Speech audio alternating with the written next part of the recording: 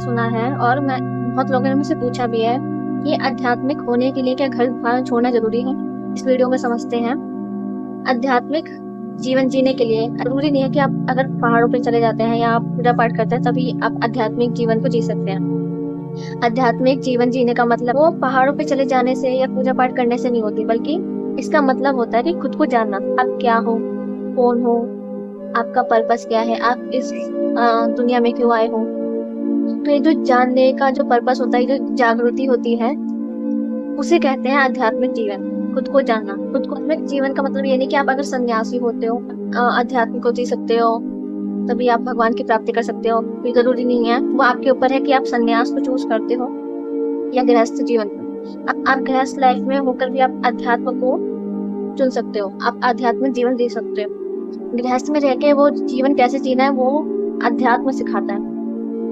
अध्यात्म आपको सिखाएगा कि गृहस्थ में होके भी आपको जो वस्तुएं होती हैं उनसे आपको डिटैच कैसे रहना है। अगर आप आध्यात्मिक हो जाते हो गृहस्थ जीवन में रह के, तो आपको पता लग जाता है कि भौतिक वस्तुएं आपको कभी आसक्ति नहीं दे सकती हैं, यानी कि आपको कभी भी ऑब्सेस्ड नहीं बनाएंगे।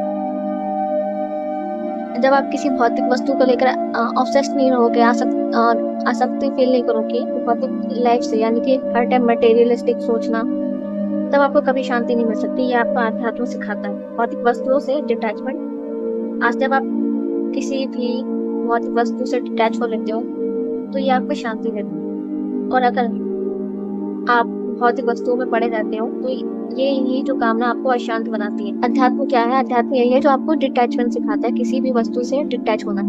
गृहस्थ लाइफ में आप जी तो रहे हो, बट आप अपने कर्तव्य तो पूर्ण कर रहे हो, लेकिन आप उसमें ऑब्सेस्ड नहीं हो रहे हो। जैसे कि एक उदाहरण देती हूँ आपको।